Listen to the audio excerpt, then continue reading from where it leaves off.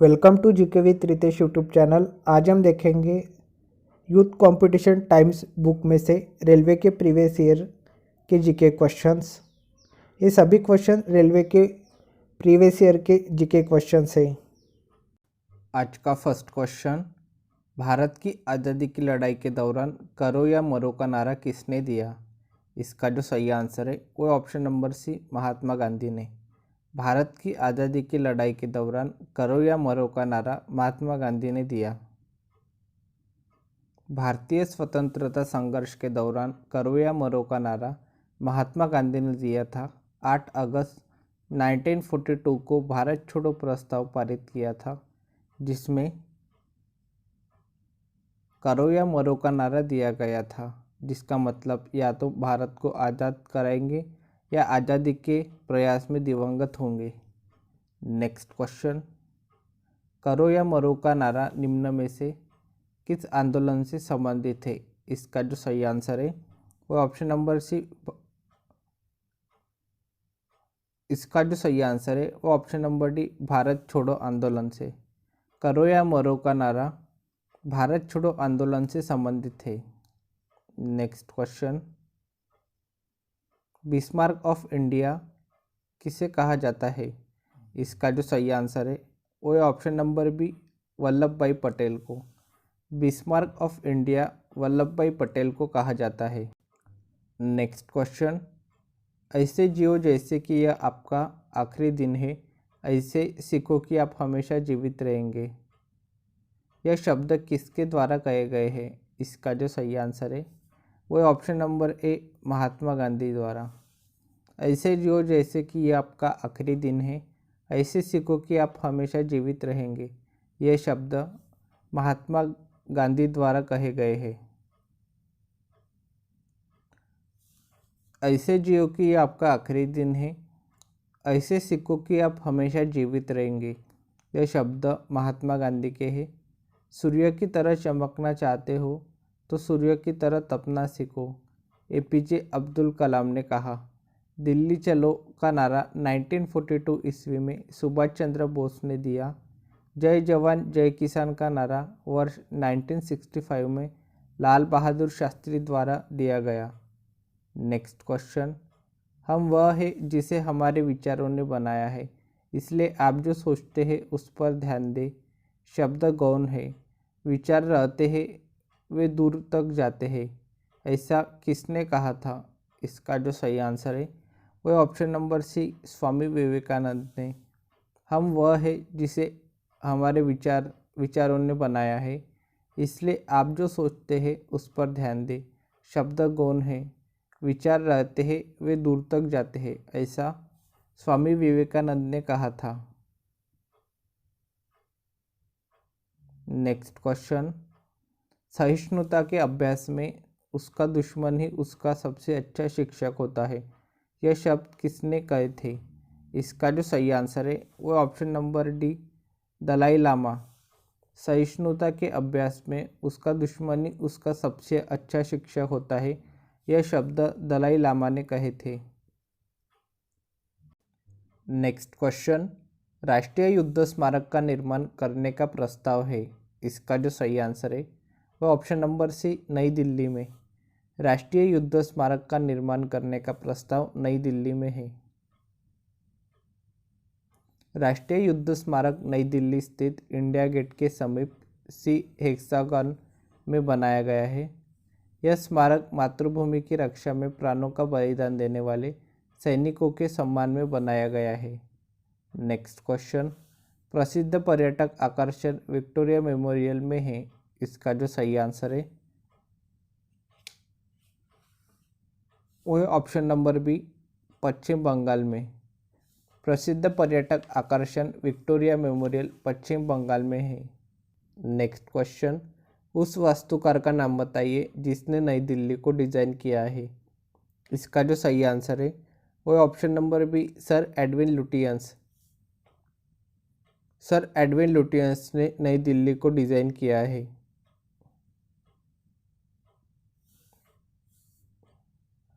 Sir Edwin Lutyens 20वीं शताब्दी के एक प्रसिद्ध ब्रिटिश वास्तुकार थे। इन्होंने तत्कालीन राजधानी दिल्ली की अभिकल्पना तैयार की थी। संसद भवन, इंडिया गेट, वायसराय हाउस इनके द्वारा डिजाइन किए गए प्रमुख स्थापत्य है। नेक्स्ट क्वेश्चन, भारत की स्वतंत्रता के तुरंत बाद गोवा राज्य था।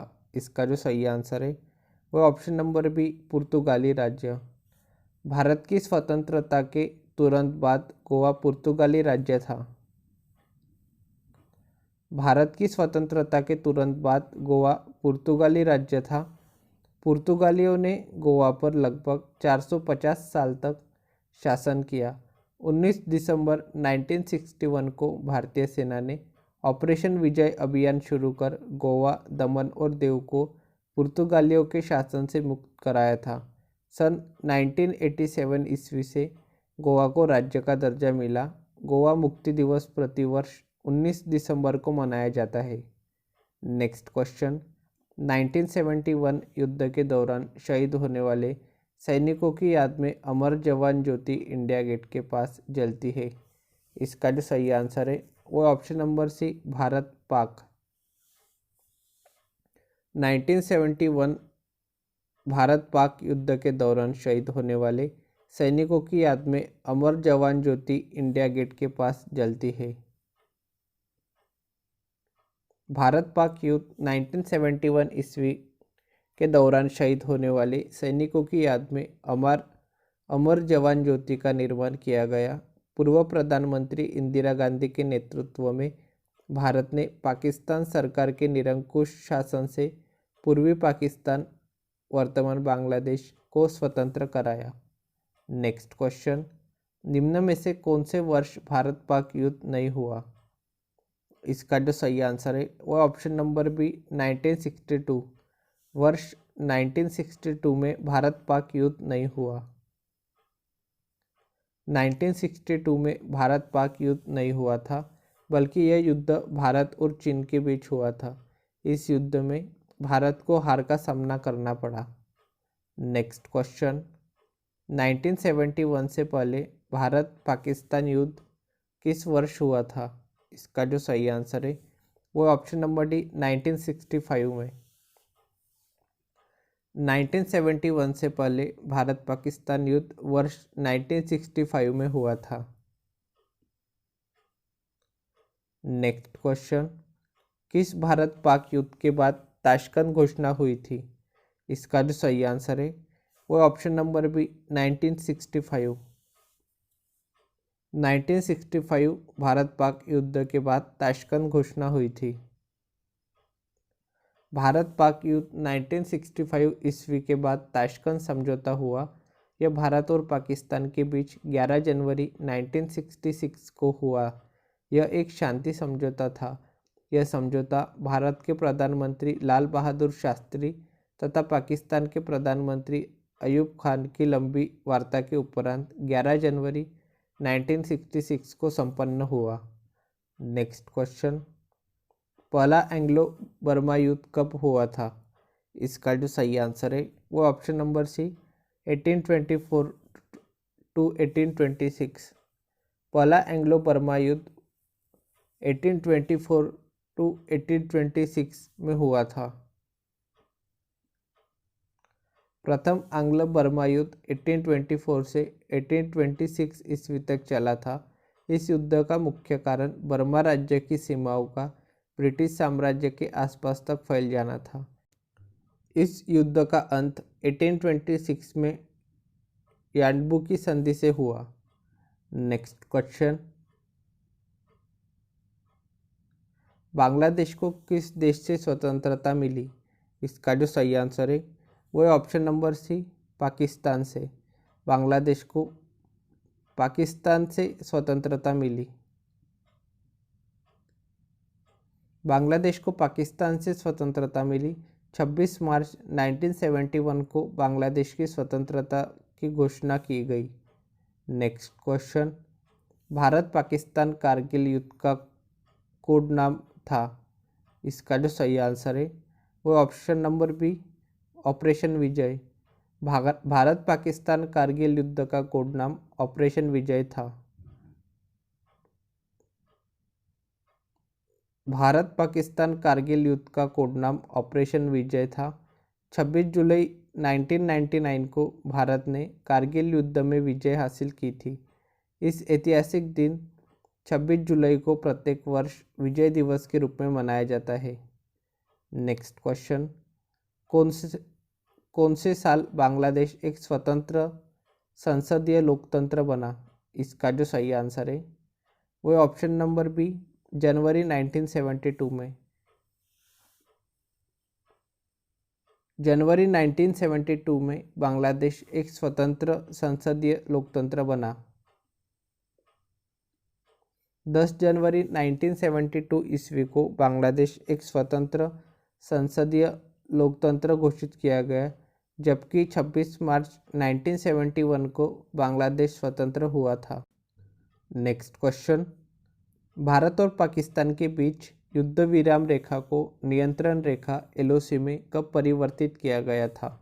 इसका जो सही आंसर है वो ऑप्शन नंबर बी, सन 1972 में। भारत और पाकिस्तान के बीच युद्ध विराम रेखा को नियंत्रण रेखा LOC में सन 1972 में परिवर्तित किया गया था। सन 1947 में भारत व पाकिस्तान के बीच 740 किलोमीटर लंबी युद्ध विराम रेखा खींची गई।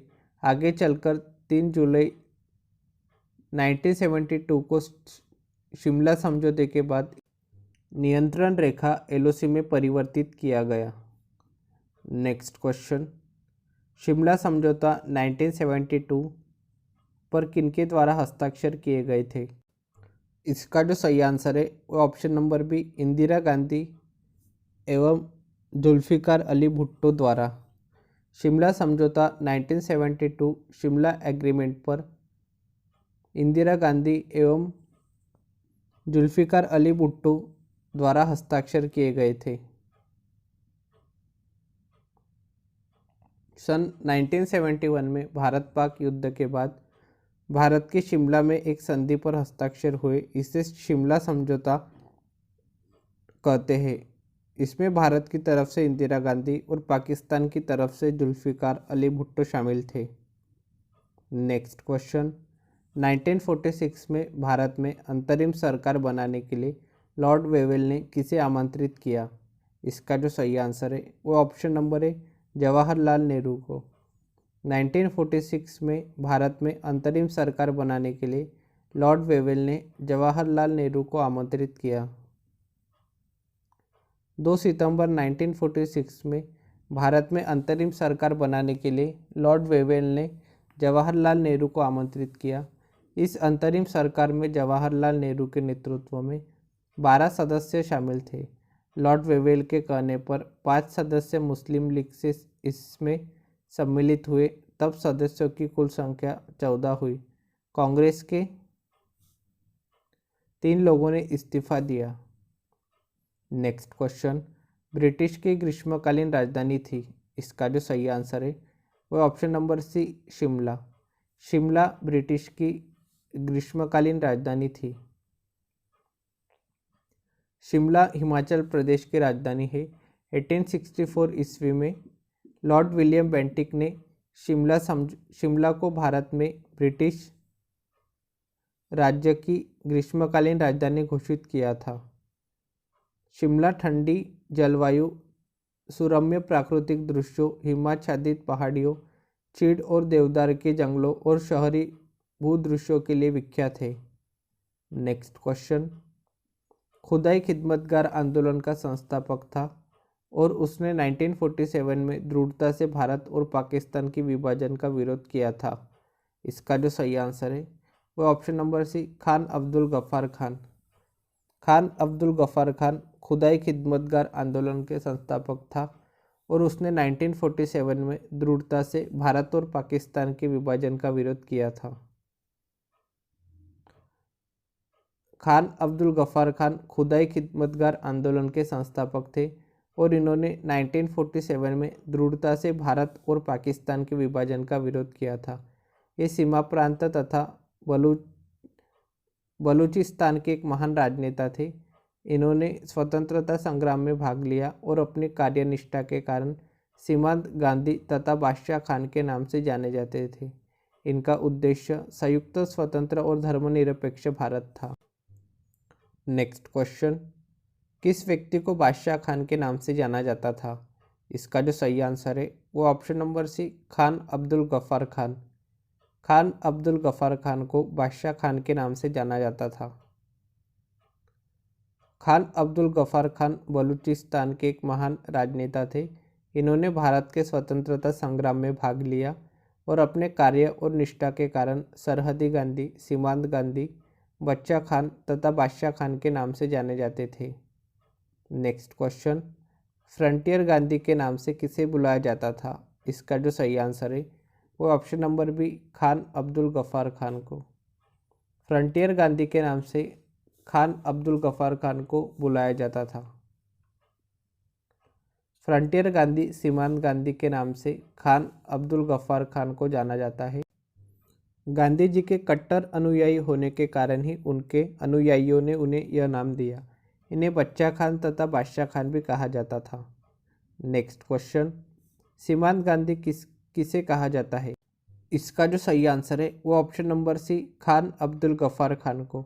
सीमांत गांधी खान अब्दुल गफ्फार खान को कहा जाता है। नेक्स्ट क्वेश्चन, स्वतंत्र पार्टी के संस्थापक निम्नलिखित में से कौन थे? इसका जो सही आंसर है वो ऑप्शन नंबर है सी, राजगोपालाचारी। स्वतंत्र पार्टी के संस्थापक सी राजगोपालाचारी थे। स्वतंत्र पार्टी भारत का एक राजनीतिक दल था जिसकी स्थापना अगस्त 1959 ईस्वी में चक्रवर्ती राजगोपालाचारी जी ने की थी। इस दल ने पंडित जवाहरलाल नेहरू की समाजवादी नीति का विरोध किया और लाइसेंस परमिट राज को समाप्त कर मुक्त अर्थव्यवस्था की वकालत की। चक्रवर्ती राजगोपालाचारी भारत के अंतिम गवर्नर जनरल एवं स्वतंत्र भारत के प्रथम भारतीय गवर्नर जनरल थे। नेक्स्ट क्वेश्चन, शताब्दी से भारत में आधुनिक काल की शुरुआत मानी जाती है। इसका जो सही आंसर है वो ऑप्शन नंबर डी, 18वीं शताब्दी से। 18वीं शताब्दी से भारत में आधुनिक काल की शुरुआत मानी जाती है। भारतीय इतिहास को 3 कालों में विभक्त कर सकते हैं। प्राचीन भारत का इतिहास जो 600 ईसा पूर्व से 712 ईस्वी तक का विवरण देता है। मध्यकालीन भारत का इतिहास जो 712 ईस्वी से 1707 ईस्वी तक के राजवंशों की जानकारी प्रदान करता है तथा आधुनिक काल 1707 ईस्वी 18वीं शताब्दी से वर्तमान काल तक का विवरण प्रस्तुत करता है। नेक्स्ट क्वेश्चन, भारत में संपूर्ण क्रांति के पक्षधर का नाम बताइए। इसका जो सही आंसर है वो ऑप्शन नंबर है जयप्रकाश नारायण। भारत में संपूर्ण क्रांति के पक्षधर का नाम है जयप्रकाश नारायण। संपूर्ण क्रांति जयप्रकाश नारायण का विचार व नारा था जिसका आह्वान उन्होंने इंदिरा गांधी की सत्ता को उखाड़ फेंकने के लिए किया था। पटना के ऐतिहासिक गांधी मैदान में जयप्रकाश नारायण ने संपूर्ण क्रांति का आह्वान किया था। मैदान में उपस्थित लाखों लोगों ने जात पात, तिलक, दहेज और भेदभाव छोड़ने का संकल्प लिया था। नेक्स्ट क्वेश्चन, ईसाई धर्म में सबसे प्रसिद्ध चर्चों में से एक सेंट पीटर्स बेसिलिका किस शहर में स्थित है? इसका जो सही आंसर है वो option number D, Vatican city में। ईसाई धर्म में सबसे प्रसिद्ध चर्चों में से एक सेंट पीटर्स बेसिलिका वेटिकन शहर में स्थित है। Saint Peter's Basilica church Vatican शहर में स्थित है। यह ईसाई धर्म का सबसे प्रसिद्ध चर्च है जिसे वर्ष 1626 में बनाया गया था। नेक्स्ट क्वेश्चन, अब्दुल रहमान और ब्रिटिश राज के प्रतिनिधि श्री मॉर्टिमर ने किस स्थापना के समझौते पर हस्ताक्षर किए थे? इसका जो सही आंसर है वो ऑप्शन नंबर बी, डूरंट रेखा पर। अब्दुल रहमान और ब्रिटिश राज के प्रतिनिधि श्री मॉर्टिमर ने डूरंट रेखा की स्थापना के समझौते पर हस्ताक्षर किए थे।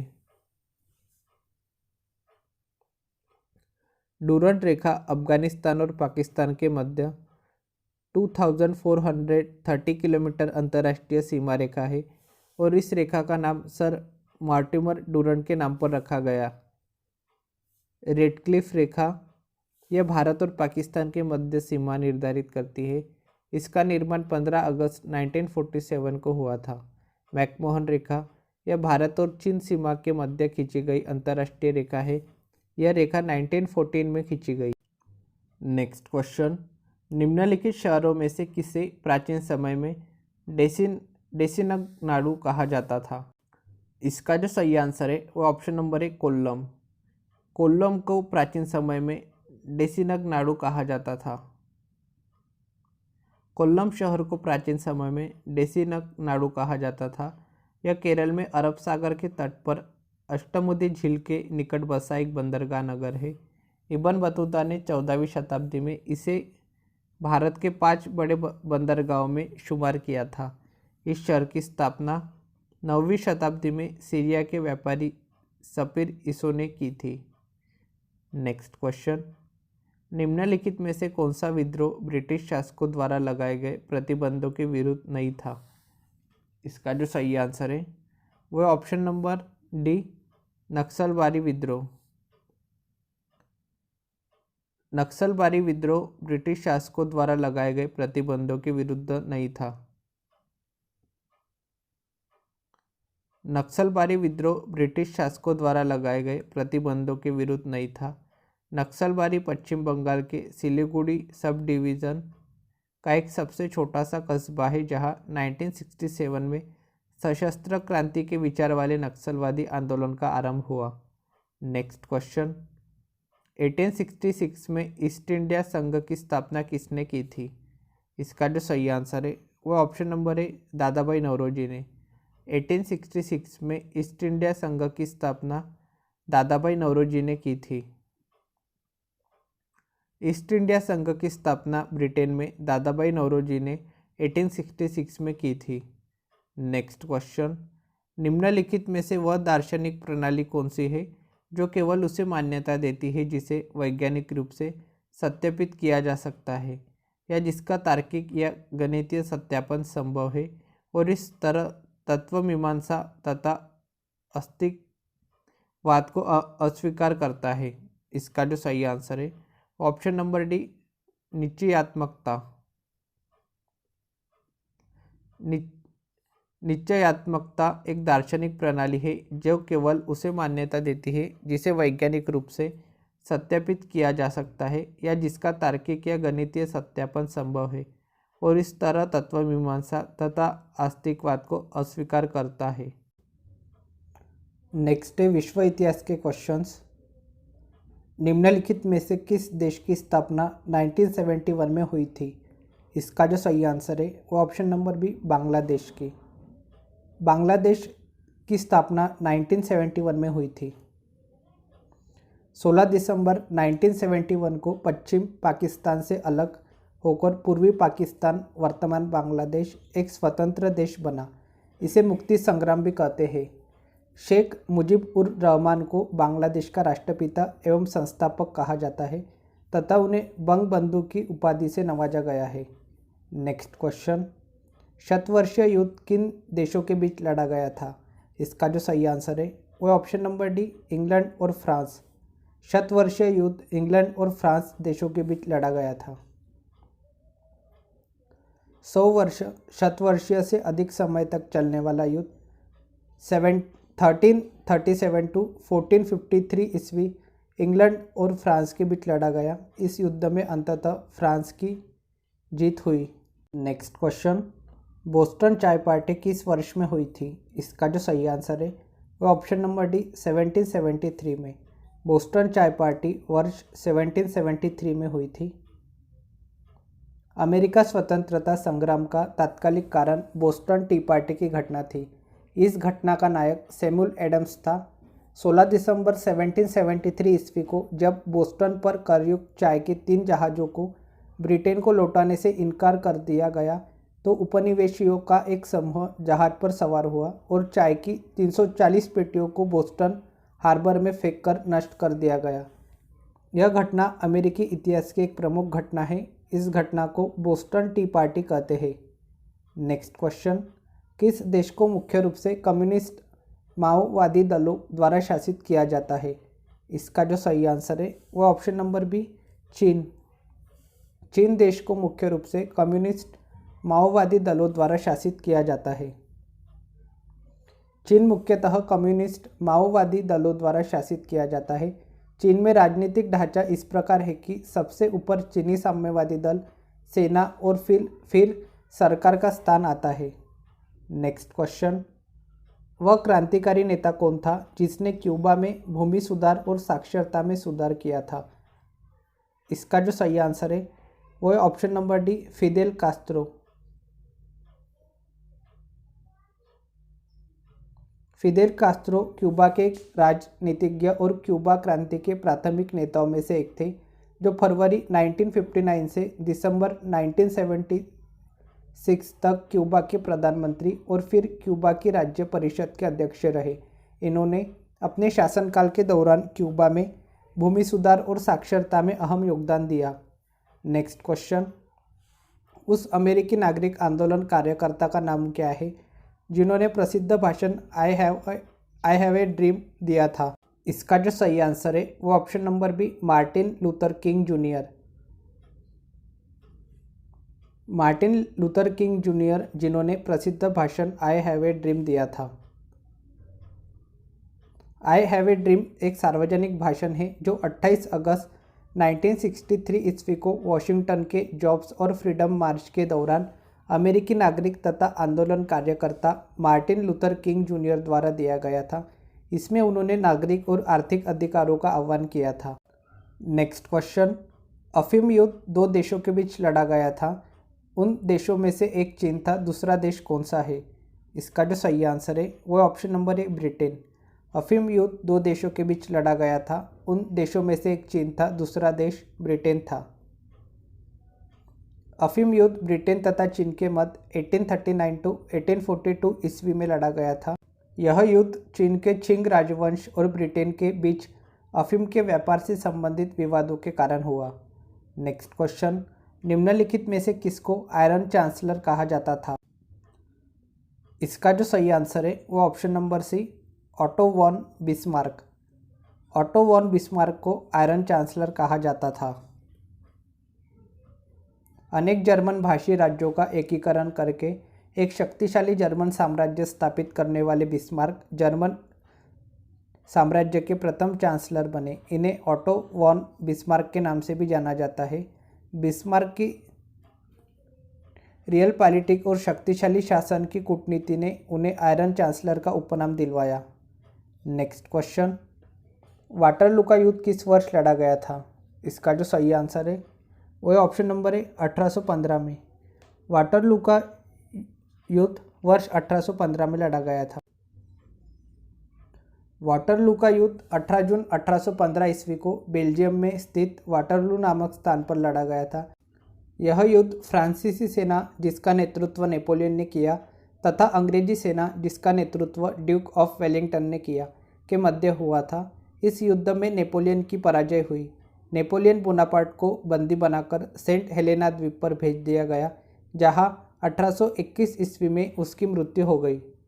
नेक्स्ट क्वेश्चन, द्वारा 1509 ईस्वी में दीव पर विजय प्राप्त की गई थी।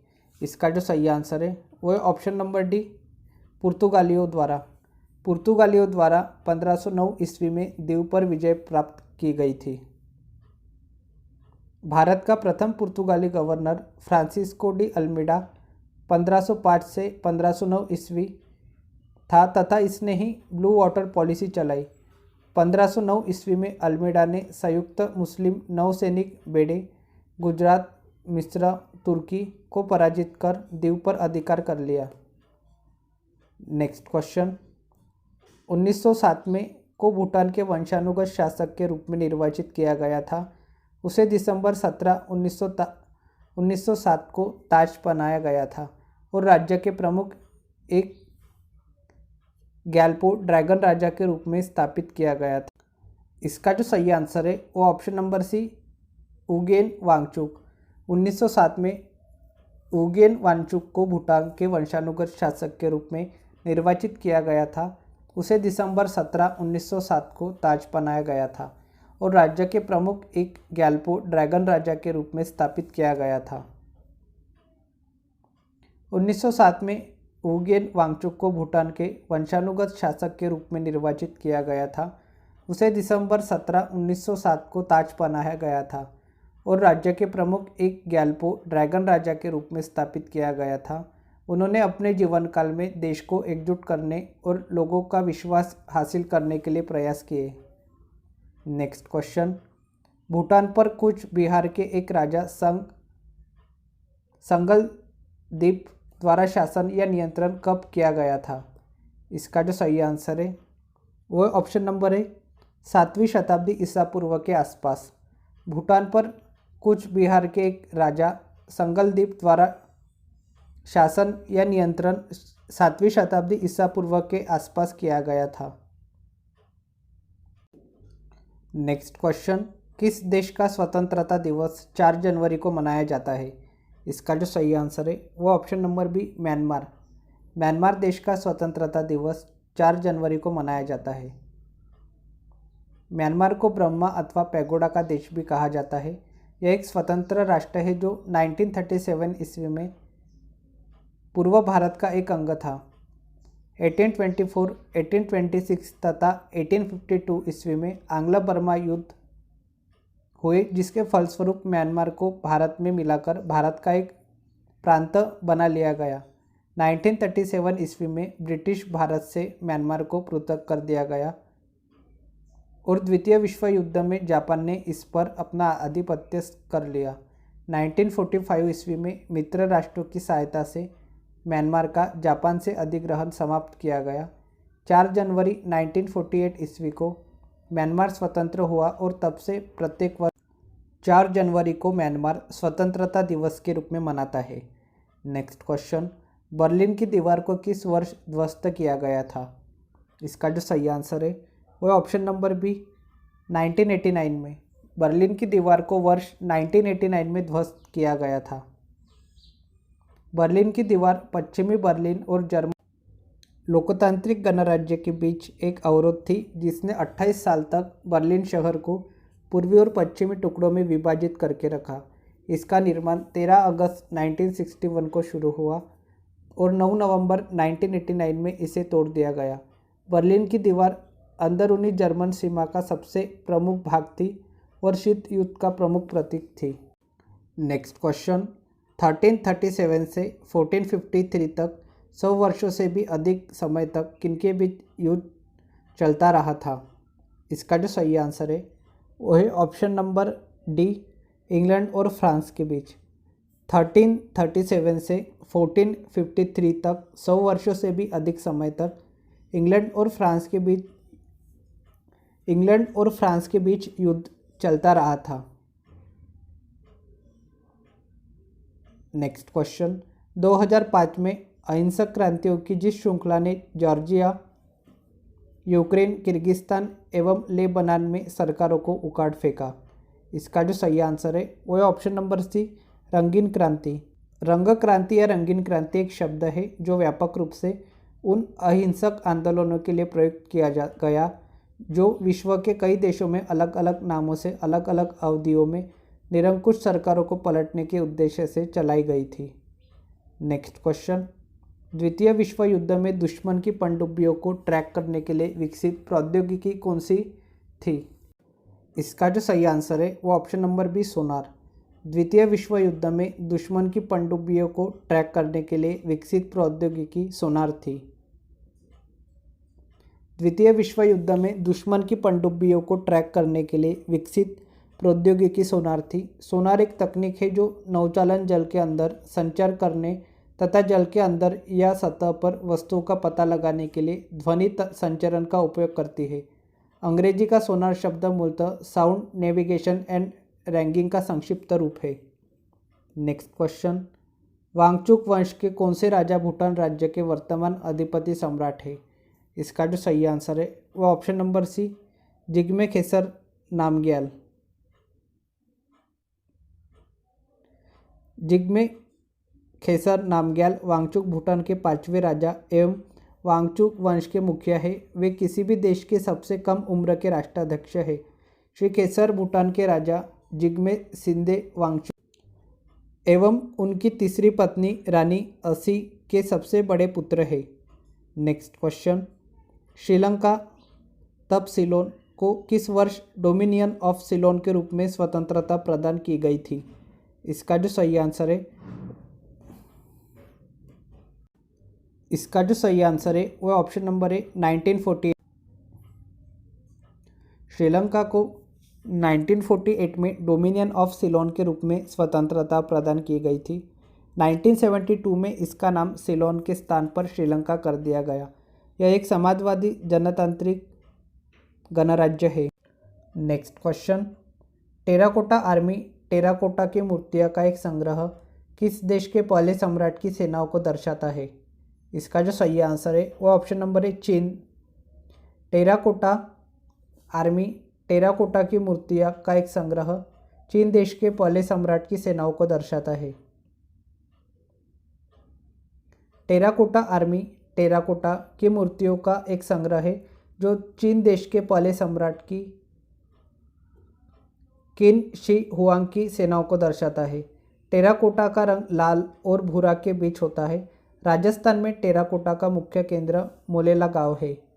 नेक्स्ट क्वेश्चन, निम्न में से किस देश में वर्ष 1986 में यूनाइटेड किंगडम का शासन औपचारिक रूप से समाप्त हुआ?